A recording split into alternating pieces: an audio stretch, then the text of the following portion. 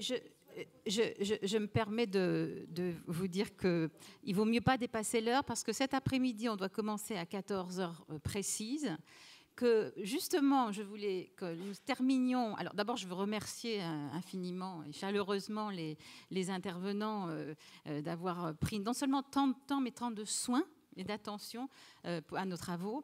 Je voulais dire aussi que c'était un choix que nous avons fait de mettre autour de la table plus disons, notre environnement, nos partenaires, nos collègues, que les médiateurs eux-mêmes. Les médiateurs, on en parle toute la journée aujourd'hui, mais finalement, les débats, ils sont animés par tous ceux qui, autour de nous et avec nous, travaillent, on va dire, ou font le même effort, ont le même engagement pour les mêmes valeurs et les mêmes objectifs. Il y a un objectif qui m'a vraiment frappé dans tout ce que nous avons dit, c'est celui de donner la parole aux sans-voix. Ceux qui ne peuvent pas s'exprimer ou ne savent pas s'exprimer ou ne savent pas dire, et ce fait non seulement de leur donner la parole, mais aussi de leur tenir la main, comme dit Jackie Simon, et ça tombe bien, ça sera une excellente transition, de leur donner la parole, c'est peut-être cette fonction sociale, il faut le dire, hein, cette fonction sociale du médiateur, dont on ne parle pas suffisamment, à mon avis, et qui pourtant est très importante, très importante.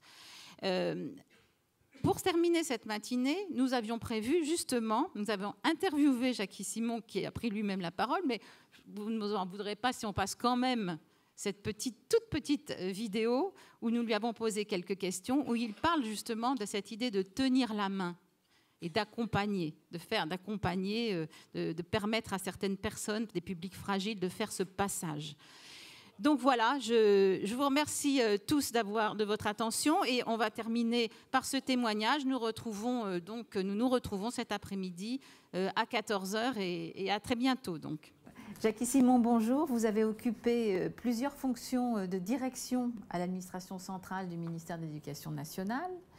Mais vous avez surtout été le premier médiateur de l'éducation nationale et de l'enseignement supérieur, nommé en 1998 par Claude Allègre. Est-ce que vous pouvez nous dire, en quelques mots, quel était l'objectif principal de la création de cette médiation de l'éducation nationale et de l'enseignement supérieur? Et surtout nous dire avec le recul si vous pensez que cet objectif a été atteint. L'objectif, tel que je l'avais fixé, c'était faire en sorte que lorsque un membre de l'éducation nationale, enseignant, administratif, parent d'élèves, se heurtait à une difficulté non résolue par son interlocuteur de l'éducation nationale, s'adressait à une personne neutre, ou moins réputée neutre, ayant une certaine indépendance, ou même une indépendance, j'insiste beaucoup sur ce terme indépendance, des gens neutres, reconnus comme tels, et capables de faire évoluer la position des uns et des autres, tout en respectant la loi. Alors il y a toujours une marge.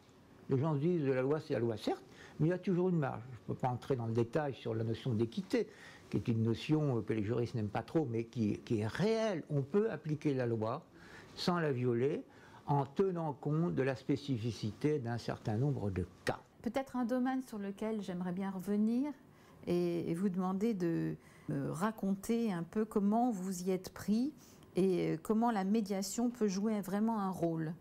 C'est celui de la relation entre l'école et les familles, entre l'institution scolaire et les familles. C'est certainement le point central de la médiation. À la limite, la médiation pourrait se résumer à cela. L'éducation est faite pour les élèves, les étudiants. Je ne dis pas que le reste ne compte pas. Un enseignant qui est bien dans sa peau, c'est un meilleur enseignant, on est tous d'accord là-dessus. En revanche, les rapports entre les parents et l'école, et les rapports entre les parents et l'enseignant, ce qui est un petit peu deux choses différentes.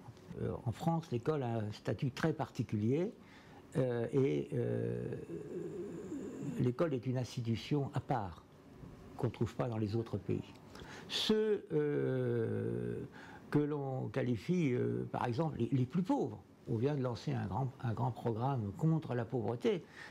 Si on veut faire un grand programme contre la pauvreté, il faut lutter contre la difficulté d'accès au savoir et d'accès aux clés du savoir. Ces gens-là sont très éloignés de l'école. Ils ont peur de l'école. L'école, c'est une institution, comme le commissariat de police, comme la sécurité sociale, etc. Ils ont peur. Ils ont peur d'être jugés.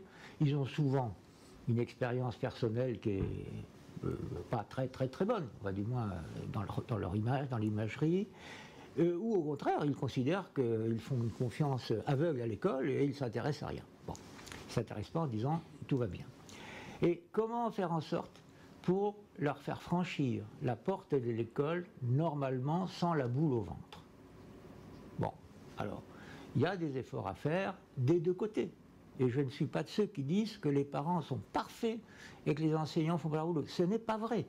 Mais soyons simplement que les parents, de plus en plus, demandent des comptes à l'école parce qu'ils s'intéressent à l'avenir de leurs enfants. On ne peut pas leur reprocher. Et ils sont de plus en plus exigeants. À la fois aussi parce que leur niveau de formation, grâce à l'école, c'est élevé. Et ça, c'est à mettre au bénéfice de l'école. Alors le médiateur, qu'est-ce qu'il peut faire? Ben, il peut, comme le pédagogue, prendre la personne, le prendre par la main, entre guillemets, ou sans guillemets, et le faire entrer à l'école, aller voir un tel. Et on l'a fait, ça. Et un certain nombre de médiateurs académiques le font. Je vais vous donner un exemple. Un jour, une mère m'appelle en me disant, ici dans mon bureau, et je fais une parenthèse pour dire, il faut changer de peau quand on fait ce métier. Et il faut aussi changer de mode de fonctionnement. Bien sûr qu'il y a l'écrit, mais l'oralité et le mode habituel des enseignants, contrairement aux idées reçues, et des parents. Et l'administration fonctionne par l'écrit. Or l'écrit, en général, ça a une valeur relative sur le plan concret. Je ne dis pas qu'il ne faut pas le faire. Mais quand une personne a un problème, c'est quand même beaucoup mieux de l'avoir en face de soi plutôt que de lui écrire, même si on prend le soin de lui écrire très précisément. Donc, cette femme m'appelle en me disant « Mon fils a été exclu du collège et je reçois une lettre du principal qui me convoque pour y aller. Je ne peux pas y aller. J'ai peur de ce principal et je vais me faire, excusez-moi l'expression, secouer. » Bon. Ben, je lui dis, madame, il faut y aller, c'est important, votre fils, je peux pas y aller, en plus il va pas me parler de mon fils, il va me dire que je suis une mauvaise mère, tous les trucs, etc. Bon, j'appelle le principal, et je lui explique, il me dit, oui, bah, si elle vient, je vais lui dire ce que j'en pense, hein. C'est pas la première fois. Bon. J'ai écouté, est-ce qu'on pourrait pas trouver une solution, il faut absolument qu'elle reprenne contact avec l'établissement, vous avez des choses à lui dire, ça. J'ai cru comprendre que si votre collègue, le principal adjoint, la reçoit, ça ira mieux. Allons-y. Et elle est allée voir le principal adjoint qui lui a dit son fait, qui lui a dit il y a des trucs qui ne vont pas, il faut ceci, etc. Et elle a repris contact avec le collège.